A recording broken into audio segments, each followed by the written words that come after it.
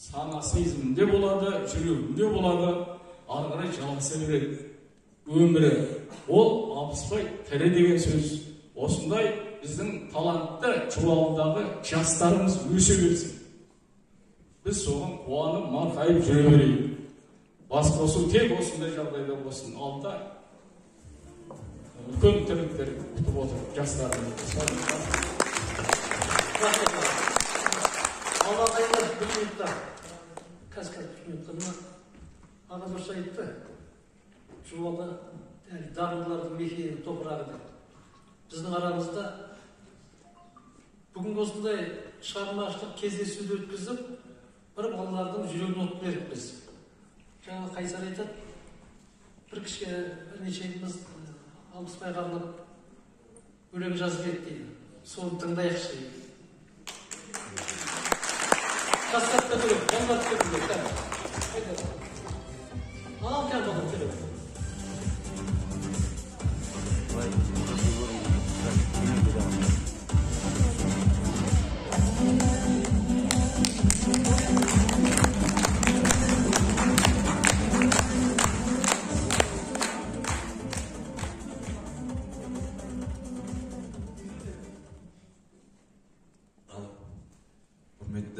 Осы мерейтойға, осы салтанатты жиынға келіп отқан көпшілік қош келдіңіздер.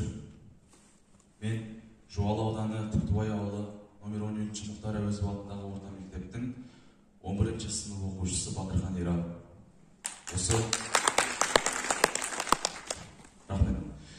Осы Жуалыдағы атамыз әрі батыр, әрі жазушы, ақын атамыз Бауыржан Момышұлына арнаған арнауымды қабыл алыңыздар. Ерлігі елге өнеге ер Бауыржан. 20 ғасырдың 10 жылында Алатаудың бойында Жуалы дейтін жері бар, жәннатты жердің сайында өсіпті соның бойында. Құлый дейтін рулардың төресінен жау жүрек Ахмет дейтін ұрпағынан. Қорқыпты адамзаттың барлығы да адамға бір қараса қарасынан. Бойында мың бұлақтың бір бұлағы, қойнында бұлақ нөті жүреді. Ойында ұшқан ұя жазбақшы боп, Жуалыны суреттеп жүреді. Бауыржан, айналайын бауырмалым, соғыста да тастамаған бауырларым, қайтсем де аман сақтайын елімді деп, ел үшін ұмытыпты ауырған. Майданда орыстар жүр қалың-қалың, Баукең тұрса айталмапты жалыптары.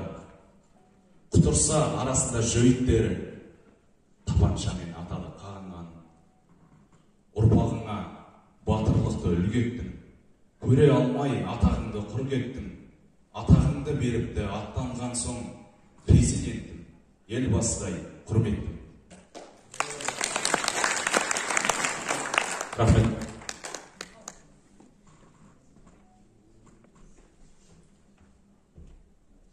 Армысыздар, құрметті бүгінгі кеште жиналған көпшілік қауым қонақтар.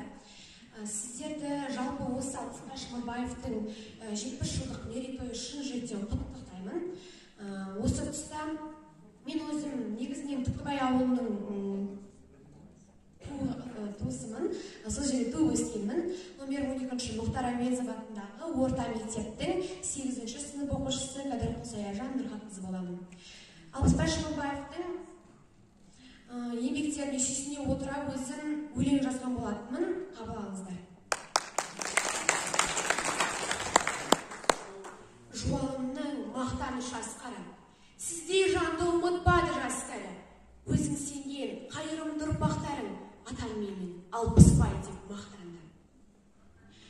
Қуанамын болғаныма жерлесіңіз, мәңгілікке өшпеді ғой есіміңіз.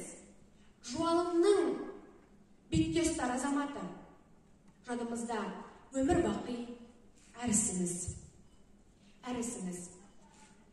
Гүлжамила апамның Құдай қосқан өзіңмен, Баурабалдың оқырманды әрбір жазған сөзіңмен, сақталасың жадымызда, шығармайын есімнен, жазған әрбір шығармаңнан сезінген.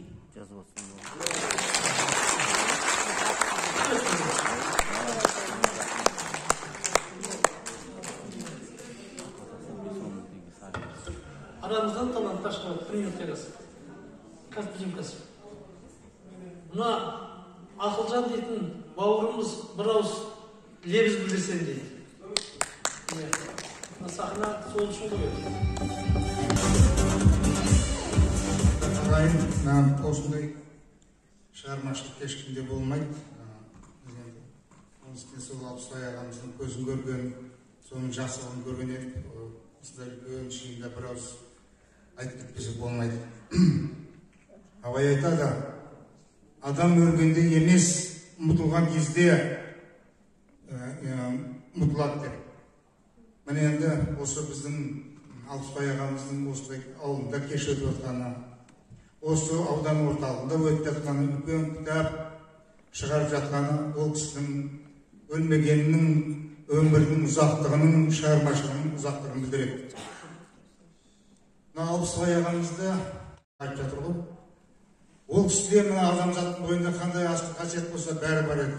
Өте кішіпейіл, өте ақкөңіл, адал, бақа есебі жоқ, мемендігі, арамдық, құлық сұмдығы жоқ үлкен азамат еді.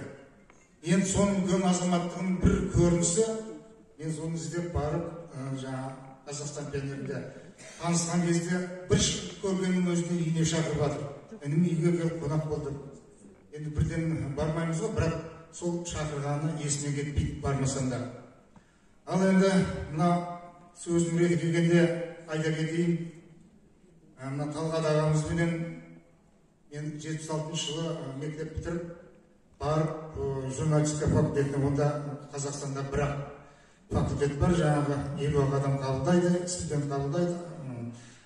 Әкем оқуға түсіп кетті да, мен оқуға түсе алмай қайтып кеттім.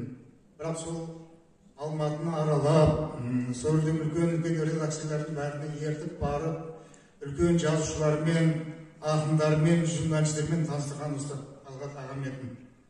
Талғат, көп рахмет, жақсының айт, нұртасын дейді. Тәкең осы Алматыдағы үлкен қаламгер қауымның бәрін ұйымдастырып, жақсы істердің бәрін, игілікті істердің бәрін ұйымдастырып жүреді. Кейбір қайтыс болған ағаларымыздың да басын көтеруге көмектесіп жүреді. Мен мына облыс Ақжол газетінде қызмет істеп жүрген кезде маған жиі хабарласып тұрады. Ақылжан, мына Жуалыда біздің ізбасарларымыз бар ма, көмектесіп жатсың ба, соларға материалдарын шығарып жатырсың ба деп. Мен сол үшін көп рахмет.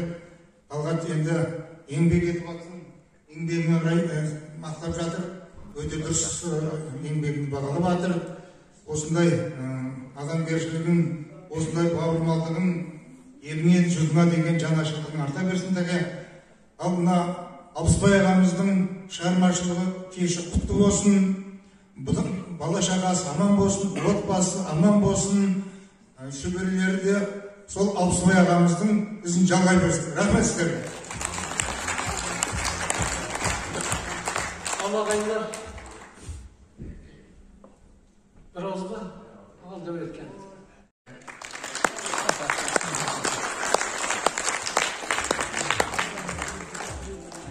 Ал ағайын бауырлар, Жуалы аудандық әкімдігіне мың рахмет.